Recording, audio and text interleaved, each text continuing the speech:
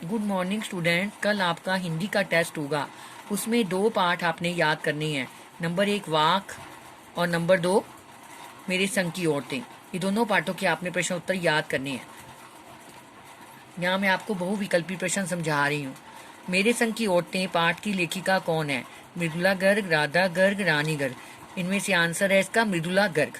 लेखिका की कितनी बहनें थी? 1 2 3 4। उत्तर आएगा 4। लेखिका की दादी किस प्रकार के व्यक्ति को सही राह पर लाई? शराबी, अपाहिज, एक चोर को। लेखिका की नानी ने अपनी बेटी की शादी किससे की? स्वतंत्रता सेनानी, एक डॉक्टर, उद्योगपति, उच्चाधिकारी। इसका सही उत्तर है स्वतंत्रता सेनानी। लेखिका की नाना पक्के क्या माने जाते थे? साहब। लेखिका कर्नाटक के कौन से कस्बे में आई जहां स्कूल नहीं था? भागलकोट। लेखिका की नानी किसके स्वदेशी सिद्धांतों का पालन करती थी? गांधी जी के। लेखिका की माँ का अधिकांश समय किस कार्य में बीतता था? खाना बनाने में, घूमने फिरने में, किताबें पढ़ने में, सजने संवरने में। उत्तर आएगा किताबें पढ़ने में। लेखिका की परदादी ने पतोहू के लिए पहले बच्चे के रूप में क्या होने की मन्नत मांगी? लड़का, लड़की, बच्चा, बेटा। उत्तर आएगा लड़की। लेखिका की नानी क्या थी? अनपढ़, पढ़ी लिखी, डॉक्टर। उत्तर आएगा अनपढ़। लेखिका की नानी ने किससे स्कूल खोलने का आग्रह किया? पादरी से, कैथोलिक बिशप से। उत्तर आएगा कैथोलिक बिशप से। इस पाठ में चोर चोरी छोड़कर क्या करने लगा? खेती, दुकान, सब्जी बेचने। उत्तर आएगा खेती। लेखिका ने बागलकोट में कैसा स्कूल खोला? अंग्रेजी कन्नड़ सिखाने वाला, हिंदी अंग्रेजी कन्नड़ सिखाने वाला। उत्तर आएगा हिंदी अंग्रेजी कन्नड़ सिखाने वाला।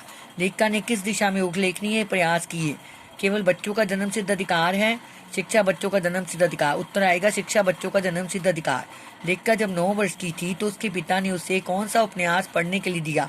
ब्रदर्स काराम जो। लेखिका की बड़ी बहन का क्या नाम था? मंजुल। अचला लेखिका से कितने वर्ष छोटी थी? 8। 15 अगस्त 1947 के दिन लेखिका आजादी का जश्न किस बीमारी के कारण देखने नहीं गई? Pneumonia, typhoid, diarrhoea, malaria. उत्तर आएगा टाइफाइड। कवित्री को कौन सी चाह घेरे हुए थी? घर जाने की, बगीचे में जाने की, दिल्ली में जाने की, सैर करने की। उत्तर आएगा घर जाने की।